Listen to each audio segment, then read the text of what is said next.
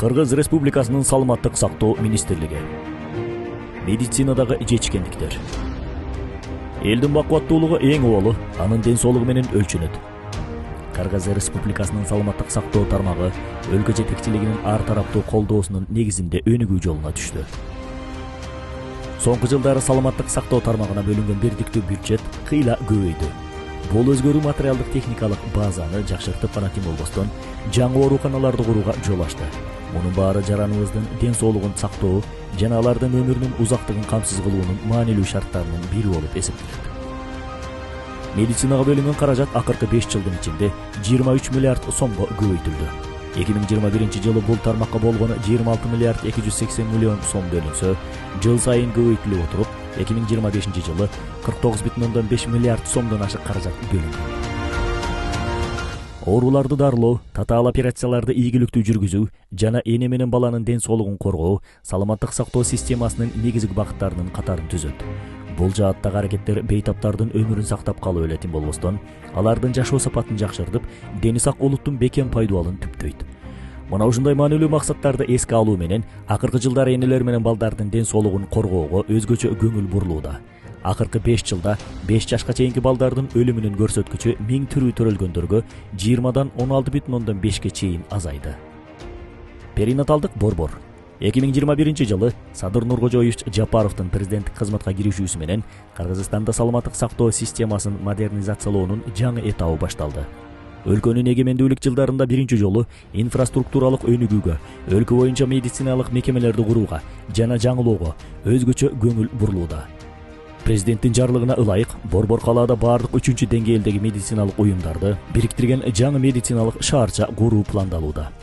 Аны ишке ашыруу менен бейтаптарга бир мекемеден экинчисине баруу зарылдыгы болбой калат. Бардык жардамдын түрлөрүн алар бир эле заманбап комплекстен ала алышат.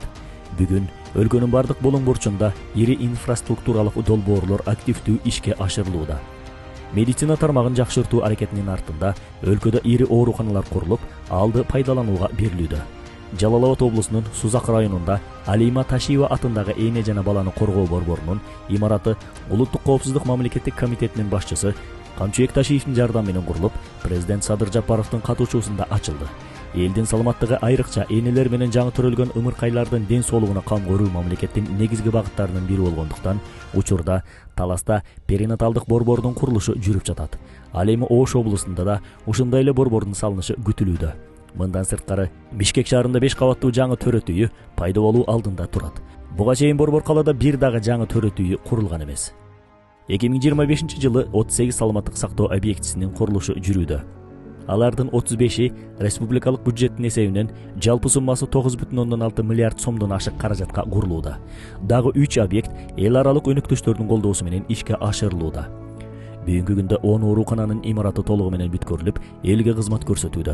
Мындан тышкары, республика боюнча 16 саламаттык сактоо уюмдарында капиталдык оңдоп түзөө иштери жүрүүдө. 2025 жылга капиталдык оңдоп түзөөгө бюджеттен 480,9 миллион сом каражат бөлүнгөн.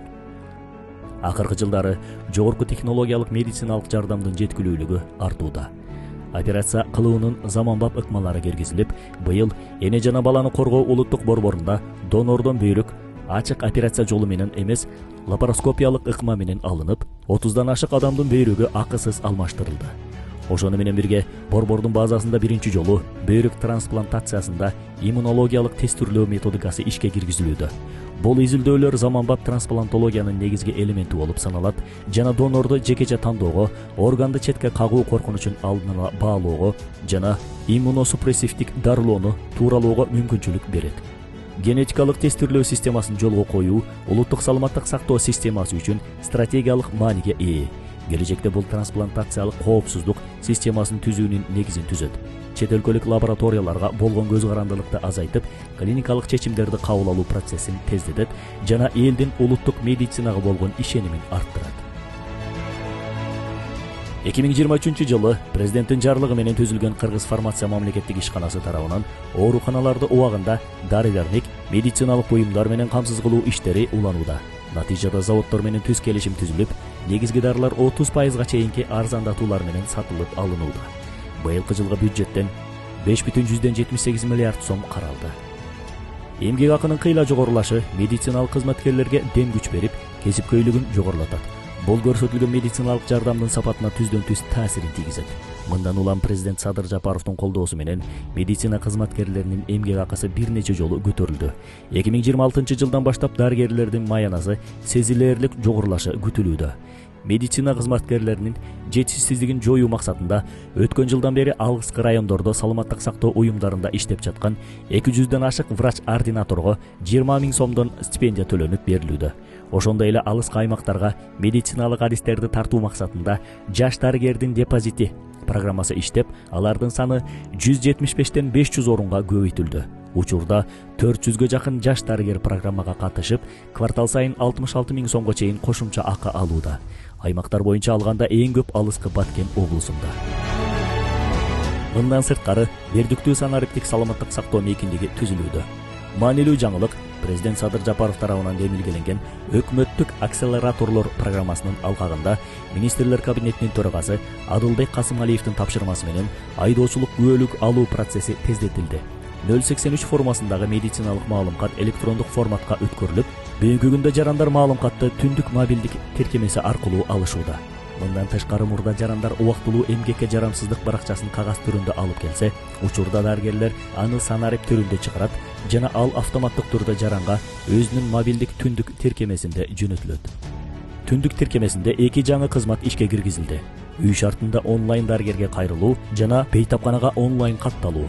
Бул жаңы санариптик куралдар саламаттык сактоо системасы менен өз ара аракеттенүүнү жеңилдетип, медициналык жардам алууну тездетет жана ачык айкын кылат. Ошондой эле саламаттык укугу санариптик кызматы киргизилүүдө. Ал түндүк мобилдик тиркемесине интеграцияланып, ар бир жаран үчүн жеткиликтүү болот. Бул аларга медициналык укуктары жана кызматтары жөнүндө тез арада жекелештирилген маалымат алууга мүмкүнчүлүк берет.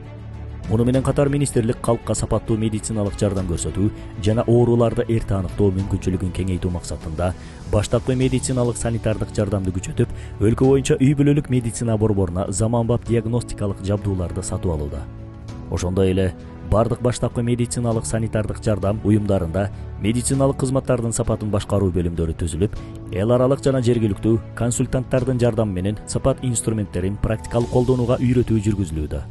Саламаттык сактоо министрлиги сергек жашоо маданиятын калыптандыруу боюнча өзгөлтүксүз аракеттерди көрүп, коомчулукту активдүү дени сак жашоого үндөп келет. Кыргызстан жүрөк кан тамыр жана жугуштуу эмес оорулар менен күрөшүүнү мамлекеттик деңгээлдеги негизги артыкчылыктардын бири катары карап, бардык министрликтер менен ведомстволордун аракеттерин координациялоого өзгөчө көңүл буруп, жугуштуу эмес оорулар боюнча жаңы улуттук стратегияны иштеп чыга башташты. Ден соолук маселелерин бир гана саламаттык сактоо тармагы чече албайт. Калктын ден соолугу билим берүү, каржы, айыл чарба, транспорт, экология жана социалдык саясат сыяктуу тармактарда кабыл алынган чечимдерге түздөн-түз көз каранды.